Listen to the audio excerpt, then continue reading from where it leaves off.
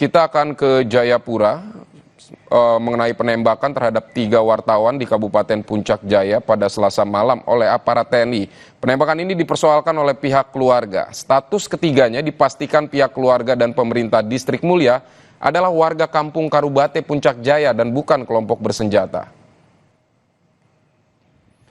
Korban Dominus Enumbi adalah kepala Bamuskam di kampung Dolokobak, sementara korban Tonda Wanimbo adalah bendahara kampung Temu dan pemerintah Morib adalah kepala kampung Probalo distrik Dokome.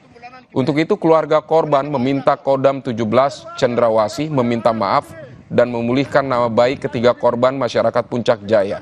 Pada Selasa lalu, 3 orang warga ditembak aparat TNI Yonif 753 Argavira Tama saat melakukan pengejaran terhadap KKB Teranus Enumbi.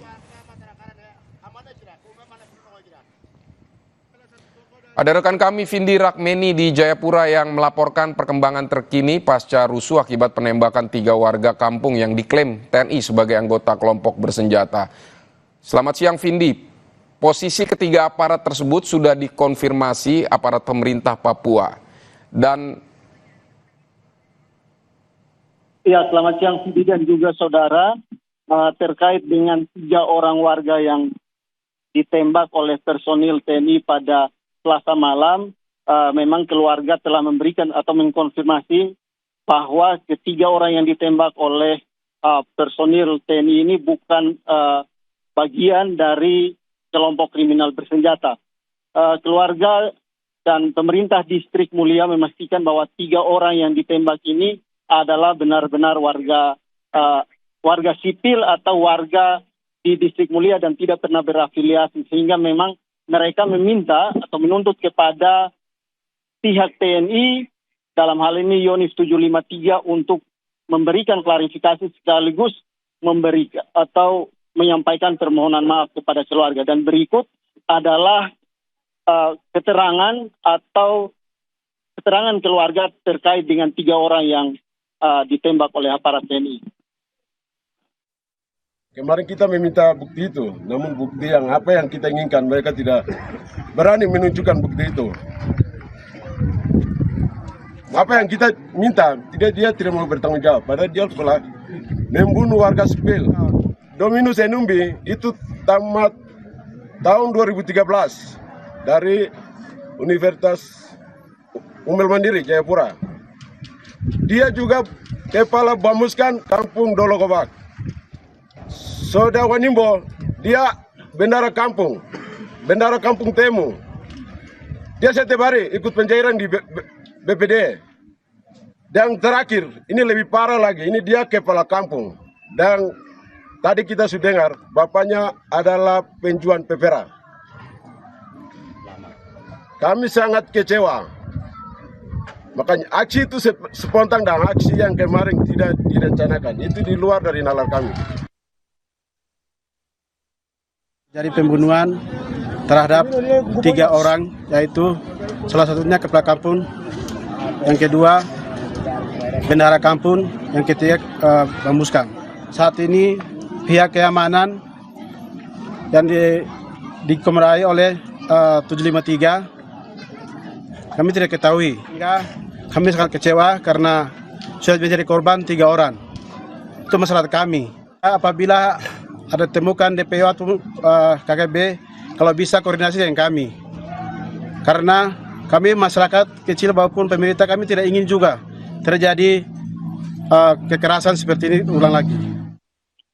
Ya, Vidi, itu terkait pernyataan dari keluarga terkait dengan status dari ketiga warga yang ditembak. Keluarga dan pemerintah Distrik Mulia meminta agar TNI segera meminta maaf dan juga memulihkan nama baik ketiga korban yang ditembak ini. Demikian, Vidi.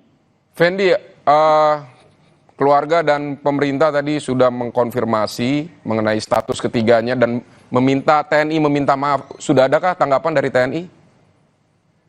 Jadi terkait dengan permintaan maaf dari TNI, memang saat ini masih dinantikan oleh pihak keluarga. Mereka meminta agar secepatnya pihak TNI, dalam hal ini Yonif 753 maupun Kodam 17 Cendrawasih, memberikan atau menyampaikan permintaan maaf kepada keluarga sehingga nama dari ketiga korban yang ditembak ini bisa dipulihkan seperti itu. Jadi, Tapi pemerintah dan keluarga mengkonfirmasi bahwa mereka adalah masyarakat sipil biasa begitu, bukan anggota OPM. Apa yang membuat TNI yakin mereka justru OPM? ya, jadi terkait dari pernyataan yang disampaikan oleh Kapendam 17 Cendrawasih bahwa memang penegakan hukum terhadap kelompok kriminal bersenjata dilakukan pada hari Selasa malam, di mana saat itu dilakukan pengejaran terhadap kelompok kriminal bersenjata yang ada di kampung tersebut. Pada saat dilakukan penegakan hukum, ketiga korban ini sementara berada di lokasi juga.